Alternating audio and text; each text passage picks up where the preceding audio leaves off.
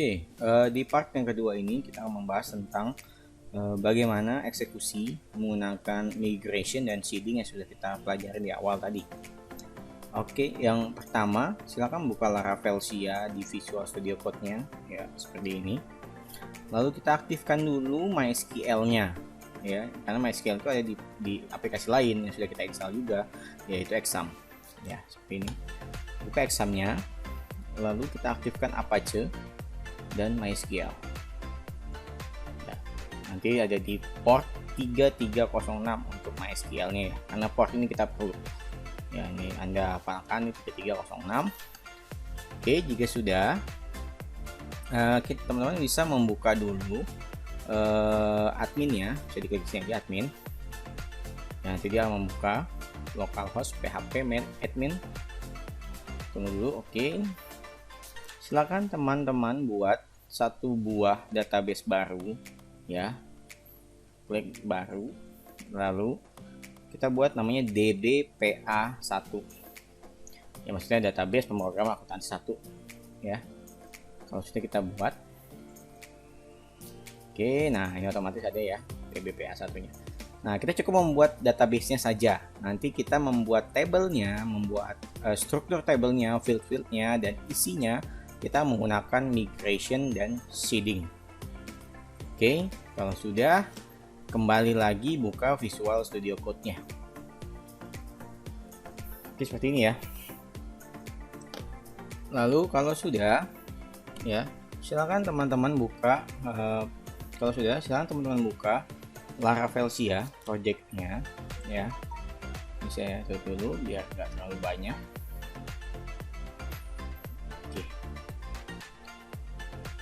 Nah, lalu nanti ada di bagian database ya. Nanti ada foldernya migration dan seeder. Nanti akan di situ terbentuknya ya. Untuk migration dan seedernya. Ya, nanti akan terbentuk di dalam database kalau kita sudah buat migration dan buat seeder. Nah, awal sebelum kita masuk ke migration dan seeder, teman-teman harus mencari namanya env nih. File namanya env. Ya, di sini adalah sebelum kita memakai migration dan seeder untuk mengolah database, kita harus mengkoneksikan dulu tadi kan. Di sebelumnya tahap awal kita harus koneksi dulu dengan database-nya. Nah, di sini ada database-nya nih.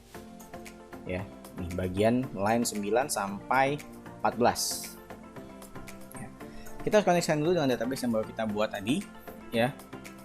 Nah, untuk DB connection-nya oke, MySQL, DB host-nya sudah sesuai karena PHP MyAdmin itu berjalan di 127.0.0.1. Portnya juga sudah benar tadi ya, 3306. Lalu nama database-nya kita rubah. Jadi apa? dbpa1. Jadi saya buat itu seperti itu ya. Lalu untuk username-nya itu root ya, standarnya PHP MyAdmin. Lalu passwordnya tadi saya tidak memiliki password untuk mengakses PHP MyAdmin. Kalau teman-teman pada saat install Exam memasukkan password untuk mengakses PHP MyAdmin, ya berarti masukkan passwordnya di sini. Tapi kalau saya sendiri pribadi tidak. Ya. Jika sudah, jangan lupa di save. Oke, sudah. Ya, berarti kita sudah mengkoneksikan Laravel kita, aplikasi Laravel SIA ini dengan dbpa1 yang tadi sudah kita buat di dalam PHP MyAdmin. Selanjutnya kita akan coba menggunakan migration untuk membuat tabelnya. Nah, yang pertama teman-teman lakukan adalah membuka terminal.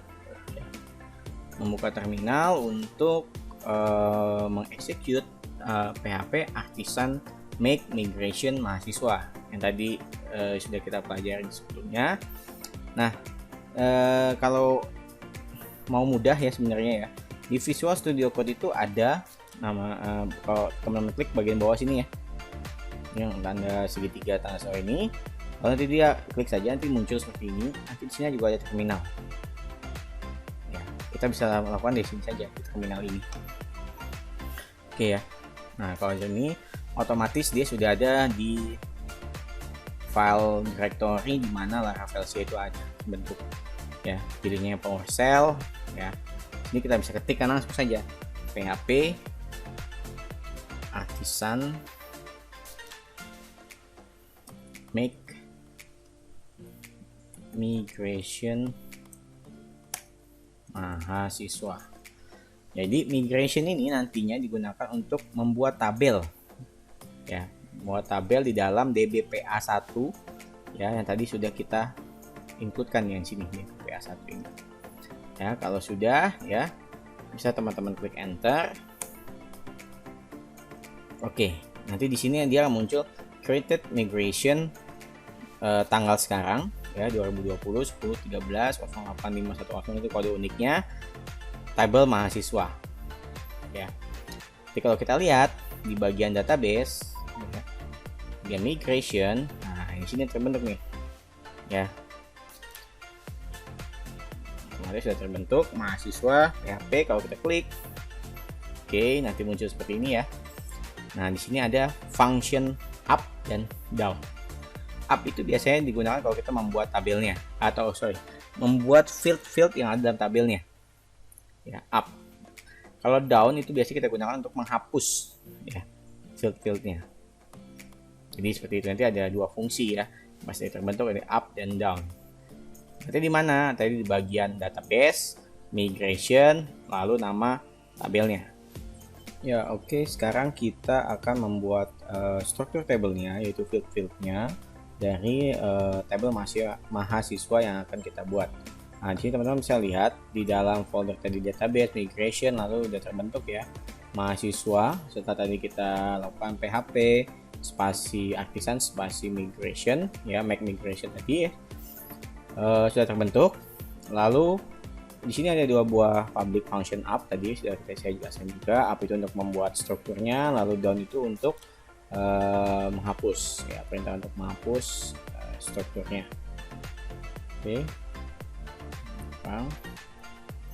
Oke, silakan. Nah, sekarang kita akan membuat, ya.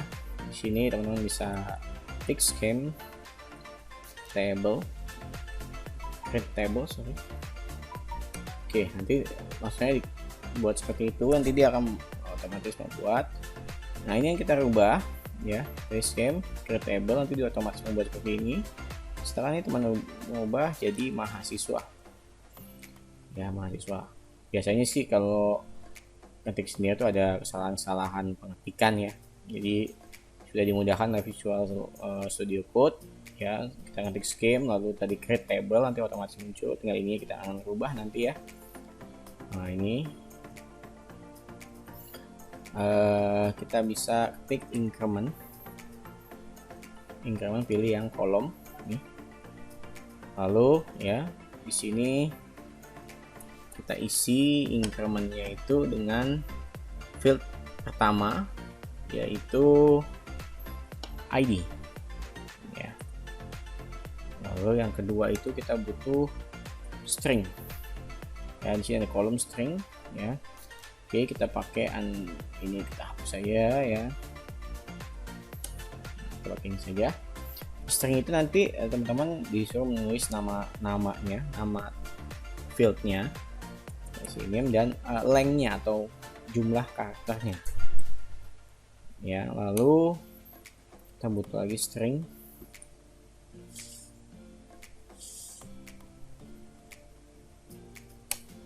nah di sini string saya tambahkan nama mahasiswa, kita kasih dia 30 saja. Sorry, belum diaktifkan. Oke, selanjutnya saya butuh lagi string, ya. Jadi di sini kita bisa langsung aja string. Terakhir itu adalah jurusan, ya, dengan length-nya itu maksimal 255 karakter. Lalu timestamp, ya. Di bagian down-nya kita ketik scheme drop if exists mahasiswa. Jadi kalau sudah ada sebelumnya tabel mahasiswa, otomatis akan terupdate, ya, karena yang sebelumnya akan dibuang, di drop, lalu akan dibuatkan yang baru. Nah, jika sudah seperti ini, bisa ke bagian terminal lagi, teman-teman. Lalu nanti di bagian terminal bisa kita ketikkan PHP artisan migrate. Oke ya, enter ya, kita lihat ini sudah terbentuk ya, ini sudah terbentuk ya beberapa. Jadi membuat tidak hanya tabel mahasiswa tapi tabel defaultnya dia, defaultnya Laravel akan terbentuk juga, yaitu ada beberapa, ada user, ada password, ada file job table, dan yang terakhir ada mahasiswa. Nah, coba kita lihat di bagian database-nya. Ya, jangan lupa setelah teman-teman mengetik ini di save ya, di save file save ya, jangan sampai tidak di save filenya. Nanti pada saat teman-teman PHP atau migrate itu belum berjalan, jadi apa yang Anda ketik ya jangan lupa di save. Lalu kita akan lihat hasilnya di bagian php-admin, lalu di DPA kita lihat oke sudah terbentuk ini semua. Lalu ada satu file yaitu mahasiswa. Kalau kita lihat strukturnya ya sesuai ya, ada ID, NIM, nama mahasiswa, jurusan. Ini default timestamp ya, karena tadi kita membuat timestamp. Oke, jadi seperti itu ya penggunaan migrasi. Jadi kalau mau membuat tabel lain nanti tinggal bikin aja lagi di bagian up. Di bagian up yang ada di sini kita tinggal ganti mau create tabel apa yang selanjutnya, misalkan nilai ya. Lalu tipe datanya apa, tinggal dipilih saja. Dan berapa lengthnya itu tinggal dipilih. Oke. Nah, yang paling awal itu pasti akan jadi primary key. Ya, seperti ini. Kalau kita lihat di mahasiswa, di strukturnya, yang paling atas ID itu pasti jadi primary key. Gemboknya. Nah, itu dari penggunaan migration ya. Jika kita tadi sudah mempelajari tentang proses pembuatan migration. Selanjutnya kita mempelajari tentang teknik seeding atau mengisi data langsung dari Laravel. Pertama, teman-teman harus membuat dulu file seeders-nya ya, karena di sini belum ada nih di bagian seeders belum ada file seeders untuk mahasiswa. Jadi kita harus membuat dulu. Nah, cara pembuatannya cukup mudah, tinggal teman-teman ketik php artisan ya, lalu make seeder, namanya mahasiswa seeder aja. Oke. Nah, kalau sudah bisa di enter. Oke, successful create, nanti akan terbuat seperti ini. Ya, nanti akan terbentuk file seedernya itu mahasiswa seeder. Ya, berarti teman-teman bisa klik mahasiswa seedernya.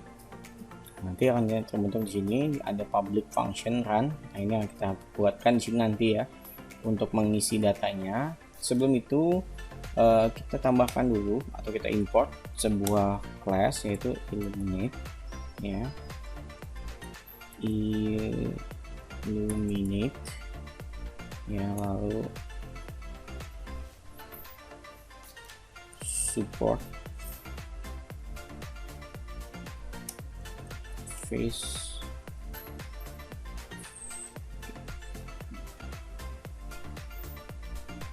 lalu db ya. Ini kita tambahkan dulu satu buah file yaitu illuminate support package db ya, sebuah kelas yang nanti membantu kita untuk membuat atau memasukkan nilai ke dalam tabelnya. Lalu ya, selanjutnya setelah menambahkan file db ya dari folder illuminate support dan package, kita tambahkan file yang mau atau kita tambahkan sintak untuk menambahkan file ya. Nanti kita memakai fungsi insert di sini ya, perintahnya itu db besar semua, db 2, lalu nanti kita pilih table. Nah, lalu di sini kita klik, kita buat tabelnya itu adalah mahasiswa yang mau kita masukkan data ya. Lalu insert ya, insert buka kurung, lalu buka kurung siku ya, bisa seperti ini. Nah, lalu kita isikan yang pertama itu adalah NIM. Kita lihat lagi ya, bagian localhost-nya harus sesuai